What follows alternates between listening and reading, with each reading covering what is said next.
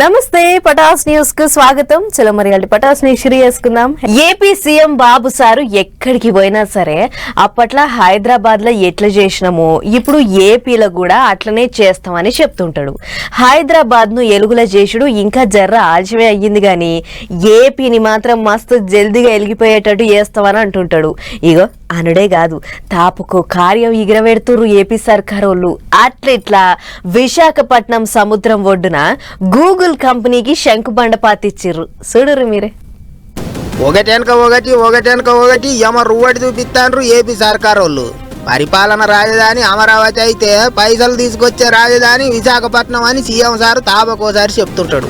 అందుకే సముద్రం ఒడ్డున అస్సలు గెరివేయకుండా వరుసగా కంపెనీలు పెట్టిస్తాండు. ఇక చూడర్రి ఎప్పుడెప్పుడా అని ఎదురు చూస్తాన్న కార్యం అట్టిట్లా ముంగట పడనే పడ్డది. 1,35,000 కోట్లు పెట్టుబడి పెట్టిన గూగుల్ కంపెనీకి శంకుబండ బాతిచ్చిండ్రు. అందుకే ఇన్నొద్దులోగ లెక్క ఇప్పటి సందొగ లెక్క అన్నట్టే మాట్లాడిండ్రు లీడర్లు. 2028 చివరాఖరికల్లా 3 డేటా సెంటర్లలో పని చాలా అవుతుందట. దగ్గర 2 లక్షల మంది కొలువులు వస్తాయట. ఇంకో ముచ్చటేంటిదంటే 3 డేటా సెంటర్లు కట్టడానికి 60,000 మంది కార్మికులు అవసరం పడతారట. అట్లా కూడా జనాలకు పని దొరుకుతుందా అన్నట్టు. ఇక గూగుల్ కంపెనీ రాష్ట్రానికి వచ్చుడు ఓ గేమ్ చేంజర్ అన్నట్టు మాట్లాడిండు ముఖ్యమంత్రి. టెక్నాలజీలో రాష్ట్రం అన్ని తీర్ల పరుగులు పెడుతుంది అన్నట్టు చెప్పుకొచ్చిండు. గూగుల్ రావడంతో యువతకు పెద్ద ఎత్తున ఉద్యోగ అవకాశాలు వస్తాయి, అనుబంధ సంస్థలు ఏర్పడతాయి. దీనివల్ల వేలాది మందికి ప్రత్యక్షంగా పరోక్షంగా ఉద్యోగాలు వస్తాయి. ఉత్తరాంధ్ర నుంచి వలసలు కాదు, ఉత్తరాంధ్రకి ఇక పైన వలసలు వస్తాయని చెప్పి కూడా మీ అందరికీ తెలియజేస్తున్నా. ఇంకో ముచ్చట ఏంటిదంటే ఎట్లయితే హైదరాబాద్ పక్కపోంటే ఉండి రంగారెడ్డి జిల్లా అన్ని తీర్ల ఎలుగులైందో పోత విశాఖపట్నం పక్కపోంటే ఉన్న అనకాపల్లి జిల్లా కూడా గట్లనే ఎలుగులవుతుంది అన్నట్టు మాట్లాడిండు సీఎం. ఆ రోజు ఆ రంగారెడ్డి ఎట్టుందో ఈ రోజు అనకాపల్లి జిల్లా మరో రంగారెడ్డి జిల్లాగా తయారై బ్రహ్మాండమైన అభివృద్ధి చేసే బాధ్యత ఈ ప్రభుత్వం తీసుకుంటామని చెప్పి కూడా నేను మీకు తెలియజేస్తున్నా. ఇక అట్లుంటే అమెరికా బయట గూగుల్ కంపెనీ వాళ్ళు పెట్టిన పెద్ద పెట్టుబడికి ఇదేనాట. వచ్చే రోజులల్లా దేశానికి ఏఐ రాజధాని లెక్క మారుతుందట విశాఖపట్నం. ఏమైనా ఇప్పుడు కూసుంటే ఏఐ లేస్తే ఏఐ అన్నట్టే జమానా తయారైంది. గిసొంటి ఆలల్లా ఏఐ డాటా సెంటర్లను ఏపీలో పెట్టుడంటే గొప్ప ముచ్చట్నే. మరిగా అన్నిటికి మించి లక్షల కొద్ది కొలువులు వస్తాయి అంటుండ్రు. అంతకన్నా కావాల్సింది ఏమున్నది అనుకుంటారు పబ్లిక్ కూడా. మంది చూడంగా 4 ముచ్చట్లు చెప్తాం, మైక్ల ముంగట జోలి చెప్తాం, ఆ టెంక సల్లగా ఏసి వేసుకొని ఇంట్లో పంటాం అని అంటే అస్సలు నడవదు అని అంటుర్రు పెద్ద లీడర్లు.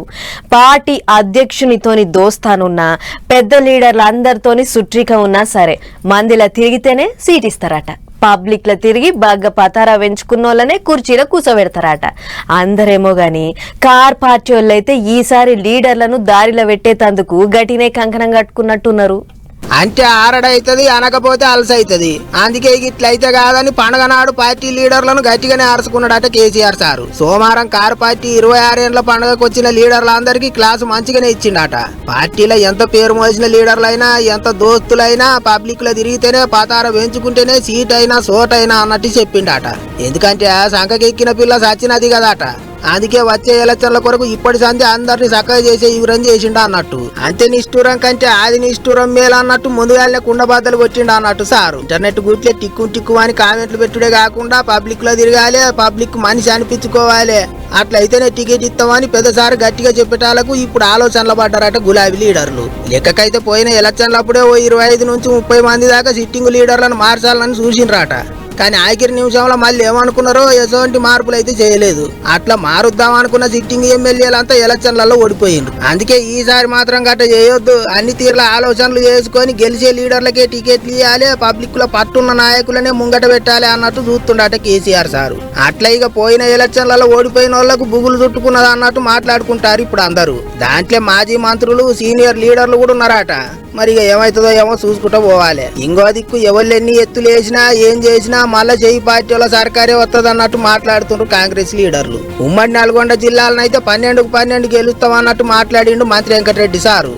కేటీఆర్ గారు అంటారు నల్గొండలో మొత్తం నల్గొండ జిల్లా అంతా మారిపోయింది. ఇప్పుడు ప్రజలకు అర్థమైంది మరోసారి మీకు ఎవ్వరికి కూడా డివైడ్ రాదు. 12 మందికి డివైడ్ రాదు. ఊసి క్లీన్ చేస్తుంటే దాన్ని చేస్తుంటాం. ఎందుకంటే ఎవరైనా చెప్పినా గానీ నల్గొండ జిల్లాకు సంబంధించి అభివృద్ధి విషయంలో 10 ఏళ్ళు ఇంకా చేసింది కాబట్టి 12 సీట్లు ఓడిపోయినట్టు లెక్క. సూర్యాపేట కూడా మా లెక్కలో ఓడిపోయినట్టే. 3 వేలే కాబట్టి ఓడిపోయిన లెక్క. గిట్లా చెయ్యి పార్టీ లీడర్లంతా ఏది ఏమైనా మళ్ళా మేమే వస్తాం అంటుంటే అటు ఈసారి బరిలో గట్టి వాళ్ళని నిలబెట్టి తాడో పేడో తేల్చుకోవాలి అన్నట్టు తయారైతుండ్రు కారు పార్టీ వాళ్ళు.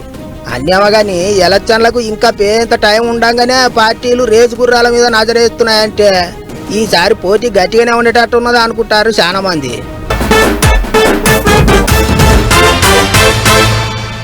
ఇప్పుడు పెళ్లిళ్ల సీజను, వరి పొలాలు కోసుకునేటి టైము, వడ్ల మార్కెట్లకు వడ్లు ఎత్తుకపోయేటి ట్రాక్టర్లు, వడ్లు కోసేటి హార్వెస్టర్ మిషన్లు నడపాలంటే డీజిల్ పక్క ఉండాల్సిందేనాయే. ఇక మనోళ్ళు ఏమన్నా తక్కువన బండి లేంది బయటికి రారు, అడుగు తీసి అడుగు అసుంట పెట్టరు. అసొంటిది ఇప్పుడు పెట్రోలు డీజిల్ దొరకకుండా ఉండేటాళ్లకు బండ్లు నడిచేటట్టే లేదు, పళ్ళు ముంగటికి కదిలేటట్టే లేకుండా అయ్యింది.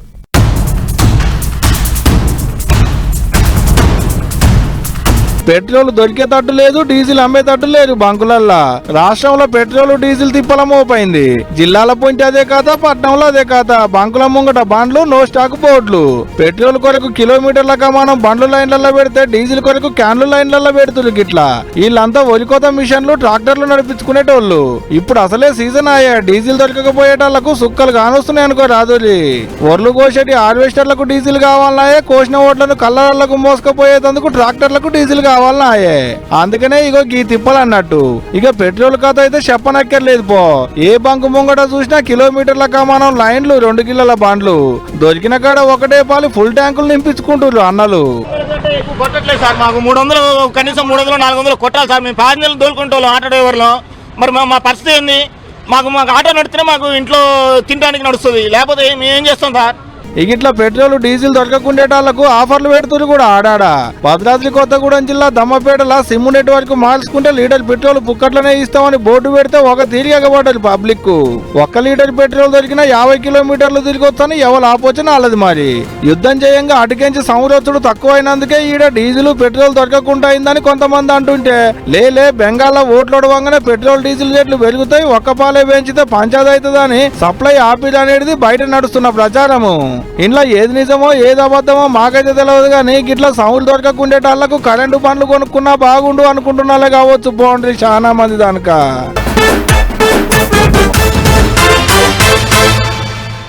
పట్నంలో బతుకమ్మ కుంట అంటే చాలా మందికి ఎరికే ఉంటది. అంబర్పేటలో ఉన్న ఈ జాగను మొన్న పోయినేడే సర్కారోళ్ళు మంచిగా సాఫ్ సీఫ్ చేసి అసలు ఇది బతుకమ్మ కుంటనేనా అనేంతగా తీర్చిదిద్దిర్రు.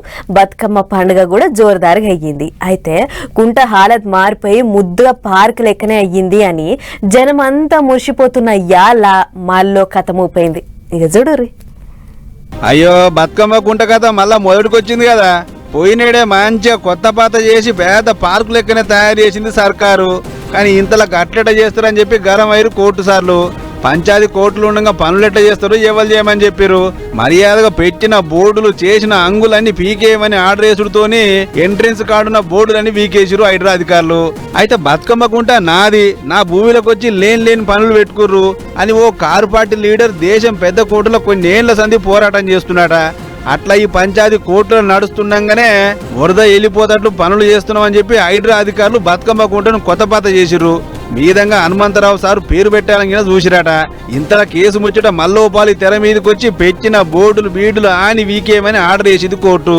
దీంతో షెయ్యిపాటి సీనియర్ లీడర్ హనుమంతన్న మన బతుకమ్మ కుంటను మనమే కాపాడుకుందాం అని టెంట్ వేసుకుని ధర్నాకు దిగిండు. అవే హనుమంతన్న మీరు ఒక్కలే వచ్చిరా ఇంకెవరైనా వచ్చిర్రా? దీనికి ఇవాళ అన్ని పార్టీలు వచ్చినాయి, కానీ నాకు బాధ ఏదంటే బీఆర్ఎస్ పార్టీ నుంచి రాలి. అయ్యో గట్లెందుకంటే హనుమంతన్న కారు పార్టీ వాళ్ళు వచ్చేటోళ్లే, కానీ వాళ్ళు జిల్లా కమిటీలు వేసుకుంటే బిజీ ఉన్నట్టు కదా. ఇంకో ఆమె ఉన్నది కవిత గారు, కొత్త పార్టీ బతుకమ్మ, ఆమె బతుకమ్మ అన్నది కానీ ఈ బతుకమ్మ మాట్లాడేది. ఆస్ట్రేలియా పోయి బతుకమ్మ ఆడింది కానీ బతుకమ్మ గుడ్డకు రాలేదు. నాకు బాధ ఉన్నది. ఆమె కూడా ఆమె ఆలోచన కూడా చెప్పాలి. అక్కగిన వచ్చేదే ఉండనే, కాకపోతే కొత్తగా పెట్టిన పార్టీ ఏం చేయాలి ఏం కథ అనే బిజీలో ఉన్నట్లుంది. అయినా అంబర్పేటలో ఇంత పెద్ద లీడర్ ఉన్నాక ఎవరితోనేంది గాని మొత్తానికి ఇళ్ళకి పూసినట్టు చేస్తే గిట్ల చేస్తారా అని నారాజు అవుతుండు హనుమంతన్న. మరి ఈ పంచాయతీ ఇంకేం మలుపు తీసుకుంటుందో ఏమో చూసుకుంటూ పోవాలి. ఈ నడుమేంది ఆంధ్ర మంత్రి నిమ్మల శర్మ పటాజ్ వార్తలకు వస్తలేడు, ఎండకేమన్నా ఇంటనే ఉంటుండా ఏంది, ఏడగాని వస్తలేడు అని అనుకుంటున్నా ఇన్నొద్దుల సంది. అంతే కదా, సార్ బయటకు వస్తే ఉత్తగుంటాడా? ఏడో కాడ ఏదో పని చేస్తూనే ఉంటాడు. తట్టలు మూస్తాడు, షెత్తెత్తుతాడు, మురికి కాలువలు సాఫ్ చేస్తాడాయే. ఈ నడుమ అసొంటి పనులు చేయకపోయేటాళ్లకు బయటికి వస్తలేడేమో అని అనుకున్నా. ఇలా పొద్దుగాలనే సార్ను యాది చేసుకున్నా, రానే వచ్చిండు సారు. పారతోని తట్టలకు కంకరెత్తిండు, కూలోళ్ళని ఎత్తిన పెట్టిండు. ఇసుక గుంజిండు, తట్ట నిండా మెత్తిండు, కూలోళ్ళని ఎత్తిన పెట్టిండు. మిల్లర్ల కలిపిన సిమెంట్ కంకరను కొలుతూ మంత్రి సారే పట్టుకపోయి పిల్లర్లకు పోస్తున్నాడు. పశ్చిమ గోదావరి జిల్లా పాలకొల్లు బ్రాడీపేటలు ఉండేటి గోగులు పెద్దింట్ల అనేటి ఇద్దరు పేదోళ్లకు ఇండ్లు కట్టిస్తానని చెప్పిండట అప్పట్లో ఓట్ల ముంగట. అన్నట్టే ఇప్పుడు వాళ్ళిద్దరికి సొంత పైకంతో ఇండ్లు కట్టిస్తుండ అన్నట్టు. అంతేకాదు సారే దగ్గరుండి భూమి పూజ చేసిండు, మాలు కలిపి పునాదికి మొదటిలా వేసిండు. అంతేనా సారు? మీ పేదవాడి ఇల్లు నిలబెడతామని చెప్పి ఆ రోజు నేను ఎన్నికల ప్రచారంలో ఆమె వంట చేసుకుంటూ ఉంటే ఆమెకు నేను ఆ రోజు మాట ఇచ్చాను. 2024లో వేల ఇల్లు నిమిత్తం అని అంటే లక్షల రూపాయలు పెట్టవలసినటువంటి అవసరం ఉంది. కాబట్టి దానికి మేమందరం కూడా తోడుగా ఉండి అండగా ఉండి ఆ ఇంటిని పూర్తి చేసి మన పెద్దింట్లు ఎవరైతే ఉన్నారో వాళ్ళ కుటుంబ సభ్యుల్ని ఆ ఇంట్లో తీసుకెళ్లేటువంటి బాధ్యత మేమందరం కూడా తీసుకుంటామని. ఆగో ఇన్నరా, ఇచ్చిన మాట నిలబెట్టుకుంటున్నా అన్నట్టు మంత్రి నిమ్మల సారు. అయినా సారుకిదేం కొత్తగా తీయలి. ఇంత మునుపు కూడా మస్తు మాటల ఇట్టనే మట్టి మోసిండు, కూలీలతో కలిసి పనులు చేసిండు. రోడ్ల మీద సఫాయి కార్మికులతో కలిసి సాఫ్ సఫాయి పనులు చేసిండు కూడా. ఇగిట్లా మంత్రి సారే దగ్గరుండి పునాదేశేటాలకు కొత్త ఇల్లు కట్టుకుంటున్నామని ఒక మురిపం కాదు పోండి వాళ్ళిద్దరిది. ఏదైతే గాని ఏ మాట కా మాటేనబ్బా, మంత్రి సార్లు ఎంత తారీఫ్ చేసినా తక్కువే. ఏమంటారు?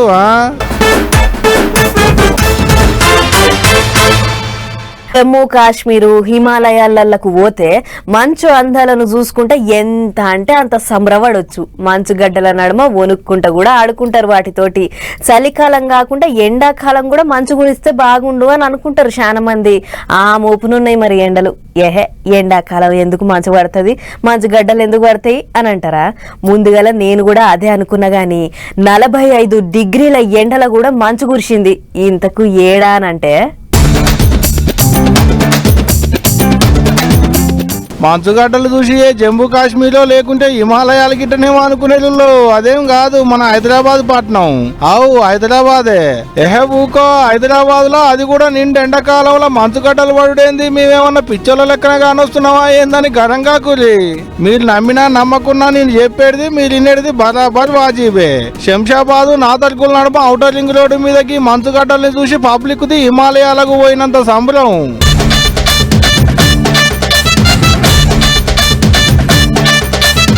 రోడ్డు మీద మంచు ముక్కలు పడితే అని లెగులుకుంటా ఒక మురిపం కాదు పో. ఒకరిని పట్టకొకరు ఫోటోలు వీడియోలు గుందుడు, సోషల్ మీడియాలో పెట్టుడు, హైదరాబాద్ లో మంచు కొండలు అనుకుంటా రాతలు రాసుడు. అవు మరి ఎండలేమన్నా తక్కువ కొడుతున్నాయా? గింతగానం ఎండలయ్యాల కూడా మంచు గడ్డలు రాలుడు అంటే ఇచ్చంతరమే కదా మరి. అన్నట్టు ఏడు ఎండలు కూడా దండిగుంటాయట నుళ్ళు. వానలంతా అలకగేం పడవాట, ఆలస్యంగానే చినుకులు రాలుతాయట. అది కూడా ఎట్టంటే కరువుకే కరువు వచ్చేట అంతా. అవు 150 ఏండ్ల కింద వచ్చిన కరువు వస్తుంది ఏడు అనేది మొగుల అధికారులు అంటున్నారు మాట. ఇదంతా ఎల్నీనో పుణ్యమే. ఎల్నీనో అంటే పసిఫిక్ మహాసముద్రం మీద గర్మిగాలులు గట్టిగా పెరిగి ఎండలు ఎక్కువ కొడతాయి అన్నట్టు. అగో గా ఎండల పుణ్యమానే వానలు ఆలస్యంగా పడతాయి అంటున్నారు అన్నట్టు మొగుల అధికారులు. ఇక ఎట్టుంటుందో ఏమో పోరి.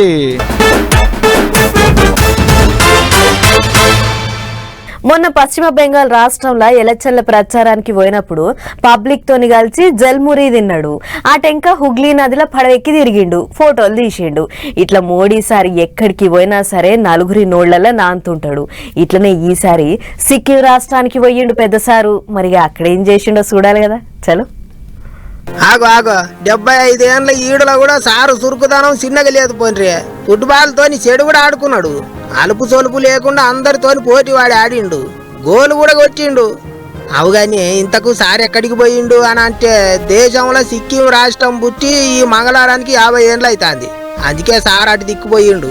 ఇక సారు ఏ రాష్ట్రానికి పోతే ఆ రాష్ట్రం పబ్లిక్ కు పసంద్ అయ్యేటట్టు తయారవుతాడు. కాబట్టి సిక్కిం పబ్లిక్ తొడుక్కునే అసోంటి బట్టలే కట్టిండు. మోదీ సారు తొడుక్కున్న అంగిని లెప్చా అంటారట. అట్లనే నెత్తి మీద టోపీ కూడా పెట్టుకుండు. సిక్కిం లీడర్లతో కలిసి కూకొని ఆటపాటలు చూసి ఆనందంగా చప్పట్లు కొట్టిండు. ఇక అసలే 50 ఏండ్ల పండుగ, మరిగా సారు పోత ఉత్త చేతులతో ఎట్టబోతాడు చెప్పుండ్రే. సిక్కిం రాష్ట్రానికి ఏం కావాలన్నా సరే సెంటర్ సర్కారు వాళ్ళు అన్ని తీర్ల సాధిస్తారన్నట్టు మాట ఇచ్చిండు. అన్నిటికి మించి సారు ఫుట్బాల్ ఆడిన వీడియోలు మాత్రం ఇప్పుడు సోషల్ మీడియాలో గట్టిగా తిరుగుతున్నాయి. ఏవైనా సార్ ఎక్కడికి పోయినా సరే ఏదో ఒక స్పెషాలిటీ ఉంటుంది అనుకుంటారు పబ్లిక్. ఎర్రటి ఎండలకు మనుషుల పరిస్థితి పెంక మీద మక్క గింజ లెక్కనే తయారైతున్నది. పొద్దుగాల ఏడిట్ సందే ఎగవాడి కొడుతున్నాడు ఎండదేవుడు. మరిగా ఎండ నుంచి తప్పించుకోవాలంటే ఏం చేయాలి? ఎండదేవుని అనుగ్రహం దొరికి మనం మాత్రం చల్లగా ఉండాలంటే ఏం చేయాలి? ఇక చూడుర్రి, అద్రిపోయే షిట్కా ఒకటి చెప్తున్నాం. చిట్కా ఏంటిదో అనుకున్నారు, జేబులో ఓ ఉల్లిగడ్డ పెట్టుకోండి. అవునా అంటే బాగా ఊరిన దూర ఉల్లిగడ్డను జేబులో పెట్టుకోండి. ఓసిని కథ పాడుగాను, ఎండలకు ఉల్లిగడ్డలకు సంబంధం ఏంటిది అని అంటారా? మాకైతే తెలియదు. ఇగో ఈసారి చెప్తున్నాడు చూడండి. जवान दिखता हूं पर मेरी आत्मा बड़ी बूढ़ी है। पॉकेट में प्याज ले जाओ, कुछ नहीं होने वाला तुमको। గదా అన్నట్టు ఎండాకాలంలో ఏసీలు కూలర్లు ఎందుకు దండగా, జేబులో ఉల్లిగడ్డ ఉండగా అన్నట్టు చెప్పుకొచ్చిండు సారు. ఇంతకు సార్ ఎవరిలో ఎరికే కదా, కేంద్ర సమాచార ప్రసారాల శాఖ మంత్రి జ్యోతిరాదిత్య సింధియా మధ్యప్రదేశ్ రాష్ట్రంలో ఉన్న గుణ అనే జిల్లాలో ఓ మీటింగ్ అయితే అక్కడికి పోయిండు సారు. అక్కడ ఇక మాటల మాట ఎండల గురించి మాట్లాడుకుంటా బయట 50 డిగ్రీల ఎండ ఉన్నా తనకేం కాదని, ఏటికంటే జేబులో ఉల్లిగడ్డ పెట్టుకుంటానని చెప్పిండు సారు. ఇక గీ ముచ్చట ఇప్పుడు సోషల్ మీడియాలో గిర్ర తిరుగుతాంది. మంత్రి ముచ్చట్ల మీద నెట్టన్నలు పొట్టు ట్రోలింగ్ చేస్తుండ్రు. ఆయన ఆఫీసులున్న ఏసీల ఫోటోలను మార్కు చేసి సోషల్ మీడియాలో పెడుతుండ్రు. ఆఫీసు రూమ్ లో 4 మూలల 4 ఉల్లిగడ్డలు పెట్టుకోక ఏసీలేంటికి పెట్టుకుంటావు సారు అని కొంతమంది కామెంట్లు రాస్తుంటే, ఇప్పటి సంచి ఎండాకాలం ఏసీలకు బదులు ఉల్లిగడ్డ బత్తాలు కొనుక్కోవాలి కావచ్చు అని ఇంకింతమంది కామెంట్లు రాస్తుండ్రు. ఉల్లిగడ్డలకు ఎండకు సంబంధమే లేదు, సెంటర్ మంత్రి అయ్యుండి చదువుకున్న మనిషి అయ్యుండి గీసోంటి తాడు బొంగరం లేని ముచ్చట్లు చెప్తారా అని ఇంకింతమంది కోపానికి వస్తుండ్రు. మొత్తానికైతే ఎర్రటి ఎండాకాలంలో సెంటర్ మంత్రి నోటెంట వచ్చిన గీ ఉల్లిగడ్డ ముచ్చట చూసి గమ్మతున్నది కదా అనుకుంటారు ఇంకింతమంది జనాలు.